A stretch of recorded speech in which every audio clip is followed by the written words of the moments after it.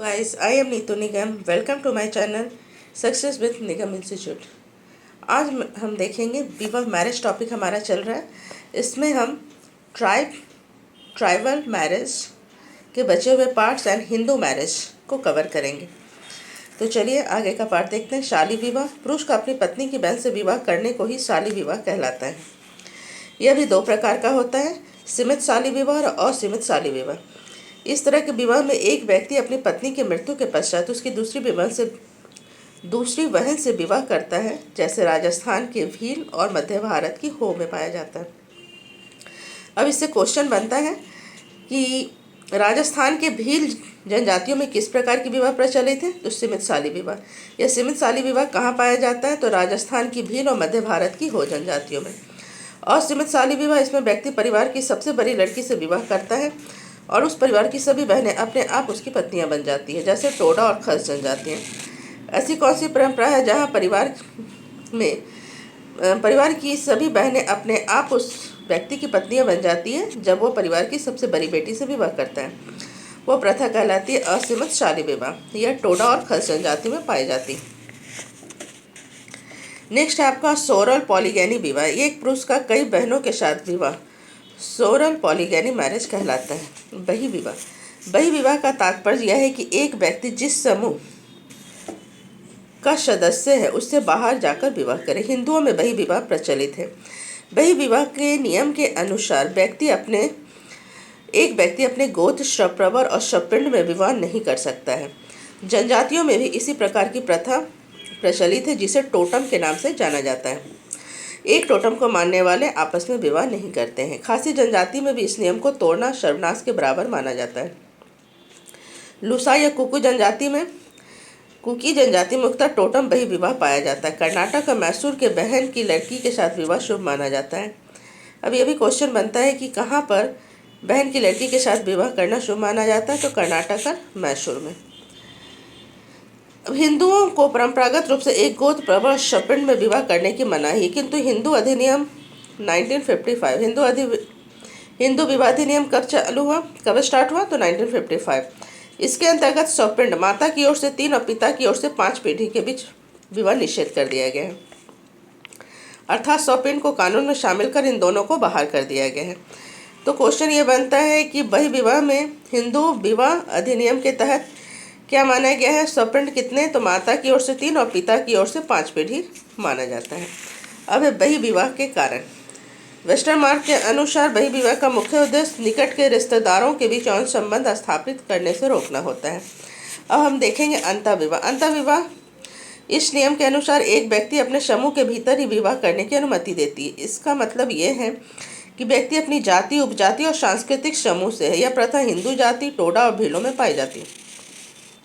अर्थात हिंदू जाति में अंतःविवाह प्रचलित है। क्वेश्चन ये भी बनता है कि हिंदू में कौन सी विवाह प्रचलित है, बाह्य विवाह या अंतःविवाह? तो हिंदुओं में अंतःविवाह प्रचलित है।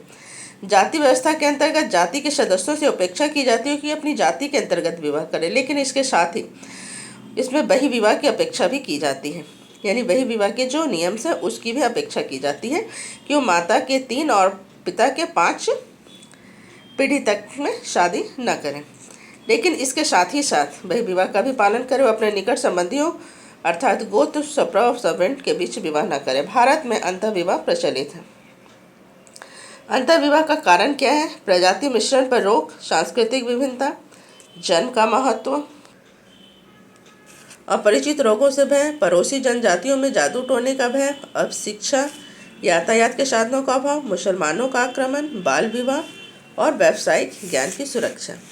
अब हम देखेंगे अनुलोम और प्रतिलोम विवाह क्या होता है। अनुलोम विवाह के अंतर्गत इसमें लड़का अपने वर्ण, जाति या अपने से निम्न जाति के लड़की से विवाह करता है। इस प्रकार के विवाह में साधारणतः स्त्रियों की तुलना में पुरुष जाति और वर्ण उच्च होते हैं। मतलब पुरुष अपने से निम्न वर्ण या जाति में विवाह करता है तो उसे अनुलोम विवाह कहते हैं। हिंदुओं में अनुलोम विवाह की अनुमति है, लेकिन इसे सकारात्मक प्रतिबंध कहा जाता है। क्वेश्चन क्या बनता है? अनुलोम विवाह क्या है? इसमें क्या होता है? लड़का उच्च जाति का होता है और लड़की उससे निम्न जाति की होती है। अनुलोम विवाह का दूसरा नाम क्या हो गया? सकारात्मक प्रतिबंध। प्रतिलोम विवाह इसके विपरीत होता है। इस प्रकार के विवाह में लड़की उच्च वर्ण या जाति की होती है और लड़के निम्न वर्ण या निम्न जाति के होते हैं। ऐसे विवाह के बाद स्त्री की स्थिति निम्न हो जाती है। धर्मशास्त्र में इसे चंडाल या निषाद भी कहा जाता है, ऐसे विवाह से उत्पन्न संतान को।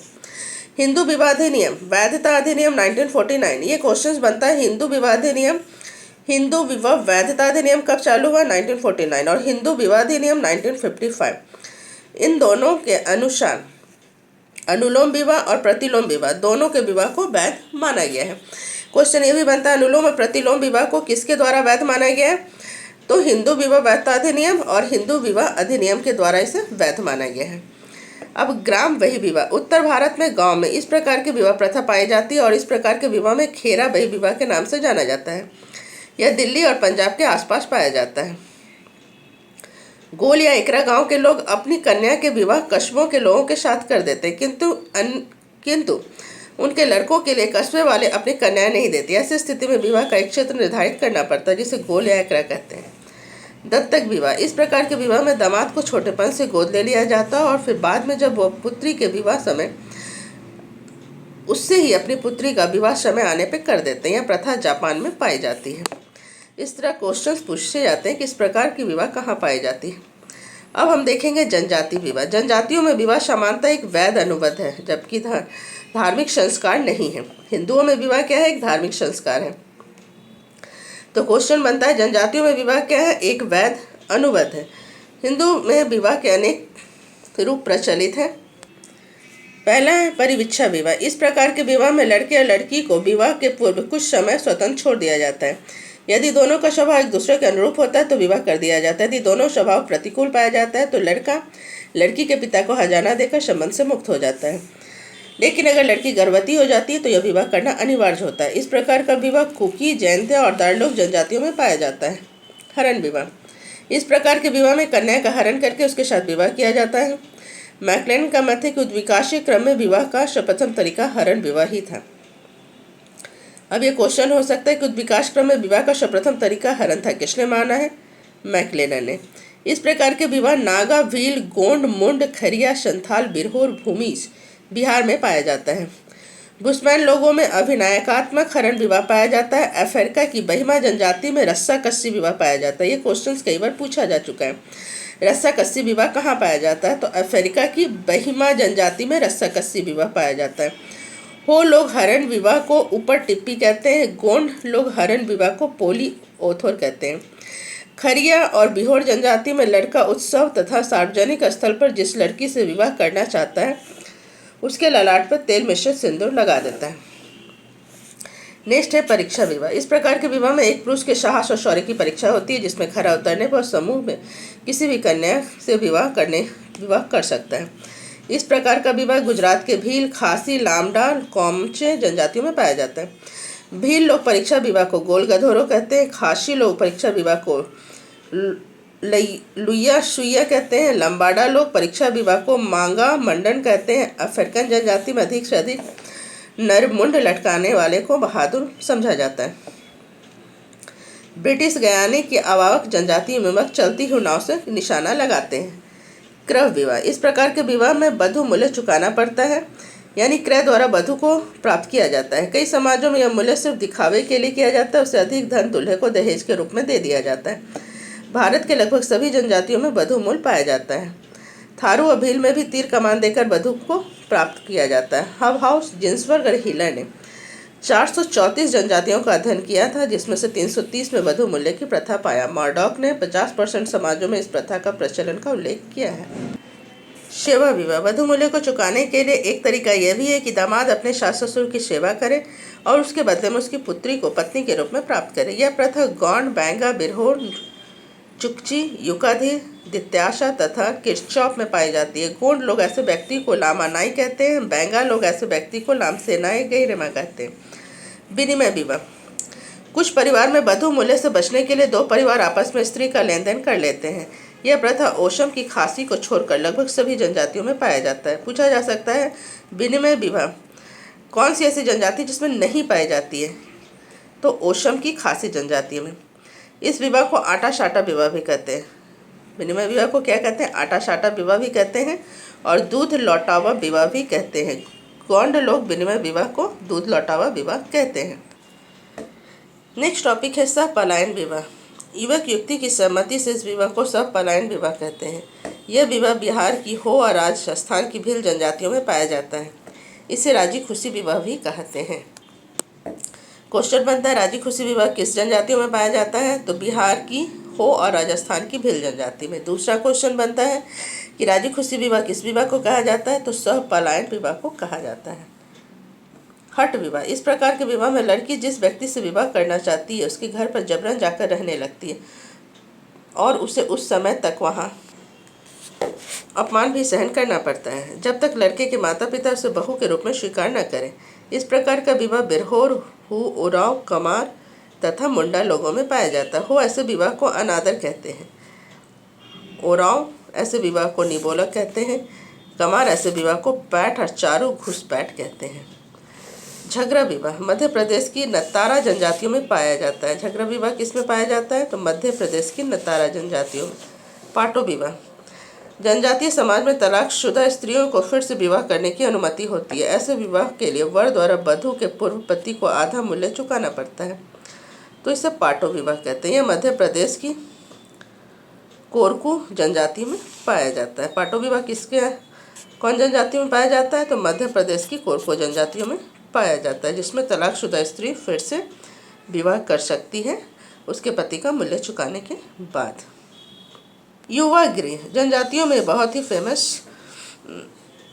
संस्था मानी जाती है। युवा गृह एक संस्था है जो जनजातियों में पाई जाती है। इसमें बच्चों को रखकर धार्मिक, आर्थिक और शैक्षणिक यहाँ तक यौन शिक्षा भी प्रदान की जाती है। ऐसी राय के अनुसार युवा गृह की उत्पत्ति युवा सदस्यों को आर्थिक और सामाजिक प्रशिक्षण देने के लिए हुई होगी। वही ग्रीशा ने इसकी उत्पत्ति के पीछे माता पिता का स्वार्थ माना। युवा गृह कहाँ पाई जाती है? जनजातियों में पाई जाती है। कब युवा गृह को कोई भी बच्चे ज्वाइन कर सकते हैं? युवा होने पर। बच्चे जब युवा हो जाए तब वो युवा गृह को ज्वाइन कर सकते हैं, युवा गृह के सदस्य बन सकते हैं। अब हम देखेंगे हिंदू विवाह। धर्म, प्रज्ञा, रीति के उद्देश्य की पूर्ति हेतु धार्मिक कृत्य द्वारा मान्य एक पुरुष का विधिवत संबंध ही हिंदू विवाह कहलाता है।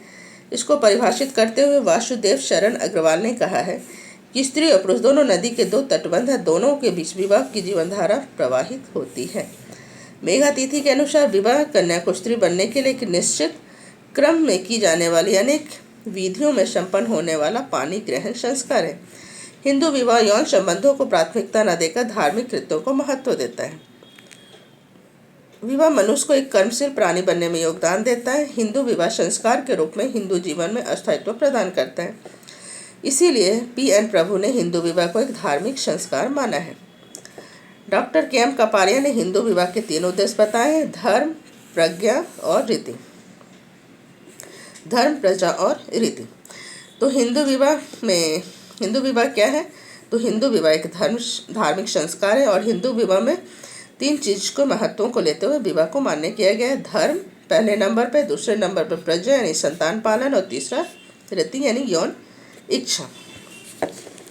अब हिंदू विवाह के उद्देश्य देखेंगे। स्त्री के लिए एकमात्र संस्कार, परिवार के प्रति कर्तव्यों का पालन, समाज के प्रति कर्तव्यों का पालन, संस्कृति की निरंतरता, व्यक्तित्वों का विकास, गृहस्थ आश्रम में प्रवेश एवं 4 पुरुषार्थ की प्राप्ति, 3 प्रकार के ऋणों से उत्तीर्ण, 5 यज्ञों का निर्वहन, स्त्री पुरुष को समुचित विकास के लिए विवाह का अनिवार्य होना। हिंदू विवाह को धार्मिक संस्कार मानने के लिए निम्नलिखित कारण है: विवाह पद्धति में धार्मिक विधि विधानों तथा कृत्यों का समावेश, विवाह के लिए मोक्ष की प्राप्ति संभव नहीं। हिंदू धर्म में विवाह के बिना मोक्ष की प्राप्ति संभव नहीं है। हिंदू विवाह का मुख्य उद्देश्य धर्म का पालन है। कन्यादान एक सबसे बड़ा धर्म है। पतिव्रता का आदर्श हिंदू विवाह परमपिता द्वारा निर्धारित होता है। हिंदू विवाह के प्रकार। हिंदू विवाह के विभिन्न प्रकारों में मनु और याज्ञवल्क्य स्मृतियों में मिलता है।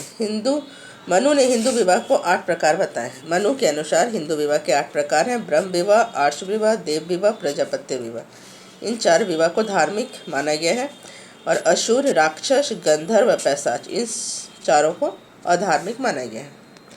चलिए, ब्रह्म विवाह। इस विवाह में कन्या का पिता योग्य और चरित्रवान युवक खोज कर अपने घर पर सादर आमंत्रित करता है और धार्मिक संस्कार द्वारा कन्या को वस्तु और अलंकारों से सुसज्जित कर उसे वर को दान करता है। इस विवाह की निम्नलिखित 3 विशेषताएं होती है। माता पिता की स्वीकृति, विवाह का धार्मिक संस्कारों में पूर्ण होना और दहेज न लेना। ब्रह्म विवाह को सभी विवाहों में सर्वश्रेष्ठ माना गया। क्वेश्चन ये बनता है कि हिंदू धर्म में सबसे सर्वश्रेष्ठ विवाह कौन सा है? तो ब्रह्म विवाह सबसे सर्वश्रेष्ठ विवाह है। दूसरा है दैव विवाह। इस विवाह में कन्या के पिता एक यज्ञ की व्यवस्था करते हैं और इस यज्ञ के लिए बड़े बड़े योग विद्वान पुरोहित को आमंत्रित करता था, जो यज्ञों को भली भांति संचालित करते थे। उन्हें कन्या को वस्त्र और अलंकारों से सुसज्जित करके इस व्यक्ति को सौंप देता था। इस विवाह का प्रचलन प्राचीन काल में अधिक था। नेक्स्ट है आर्ष विवाह, जिसे कि ऋषि विवाह भी माना जाता है। इस विवाह में कन्या के पिता द्वारा वर्ष से 1 गाय, 1 बैल और 2 गाय या 2 बैल लेकर कन्या का विवाह वर के साथ संपन्न किया जाता था। इस विवाह का संबंध ऋषियों से था। इसमें ऋषि के लोग विवाह के संबंध में उदासीन रहते थे। नेक्स्ट है प्रजापत्य विवाह। यह विवाह में कन्या और वर को यज्ञशाला में बैठाकर शास्त्र धर्म रहित जीवन व्यतीत करने का उपदेश दिया जाता था। इस विवाह में पुरुष संतान उत्पन्न करने की प्राथमिकता दी जाती थी। क्वेश्चन बनता है कौन से विवाह में पुरुष संतान उत्पन्न करने की प्राथमिकता दी जाती थी? तो प्रजापत्य विवाह में। नेक्स्ट है असुर विवाह। यह एक प्रकार का क्रय विवाह है। मनु ने इसे अवैध कहा है। उच्च जातियों में हिंदुओं में असुर विवाह बहुत ही खराब समझा जाता था और निम्न जातियों जनजातियों में इसका विशेष प्रचलन था। गंधर्व विवाह। यह एक प्रकार का प्रेम विवाह है। वात्स्यायन ने अपनी पुस्तक कामसूत्र में इस विवाह को सबसे आदर्श माना है। तो पुस्तक कामसूत्र किसकी लिखी हुई है? तो वात्स्यायन की पुस्तक है। राक्षस विवाह। अपहरण द्वारा किया गया विवाह राक्षस विवाह कहलाता था और इस विवाह को क्षत्रिय विवाह ही कहा जाता है। तो राक्षस विवाह को क्या कहते हैं? क्षत्रिय विवाह। पैशाच विवाह। यह विवाह के सभी प्रकारों में सबसे निम्न समझा जाता है, क्योंकि इस प्रकार के विवाह में सोई ही लड़की या नशे में उन्मुक्त लड़की को यदि कोई लड़का दूषित कर देता था तत्पश्चात उससे विवाह कर लेता था। मनु ने इस प्रकार के विवाह को पापिष्ट और निकृष्ट कहा है, क्योंकि इस विवाह में कहा जाता है कि जिस स्त्री के साथ बलात्कार किया जाता था उसी के साथ विवाह किया जाता था। उपरोक्त 8 प्रकार के विवाहों में पहले 4 को धार्मिक और अंतिम 4 को अधार्मिक माना गया है, यह कहा जाता है। वर्तमान समय में हिंदुओं में ब्रह्म, असुर, गंधर्व एवं कहीं कहीं पैशाच भी प्रचलित है, लेकिन मजुमदार और मैदान के अनुसार हिंदू विवाह में अब 2 ही रूप बचे हैं, ब्रह्म विवाह और असुर विवाह। उच्च जातियों में ब्रह्म विवाह और निम्न जातियों में असुर विवाह प्रचलित है, यद्यपि उच्च जातियों में असुर विवाह पूर्णतः नष्ट नहीं हुआ है। तो आज के लिए इतना ही। आई होप आपको यह वीडियो अच्छा लगा हो और आप किस टॉपिक पर वीडियो देखना चाहते हैं प्लीज़ हमें कमेंट करके अवश्य बताएं। और आपको मैं यह भी बताना चाहूँगी कि अभी जो भी टॉपिक्स मैं लेकर आ रही हूँ MP TT वर्ग 1 और UP PGT TGT दोनों में जो कॉमन्स टॉपिक हैं पहले मैं उसको करवा रही हूँ। तो आप सभी वीडियो को पूरा देखें और ध्यान से देखें तो बहुत सारे क्वेश्चंस आपके सॉल्व हो जाएंगे। नेक्स्ट वीडियो हमारा मुस्लिम विवाह पूरा रहेगा और उसके बाद फिर हम MCQ लेकर आएंगे। तो आज के लिए इतना ही। थैंक यू और प्लीज़ हमारे चैनल को लाइक कीजिए, सब्सक्राइब कीजिए, शेयर कीजिए।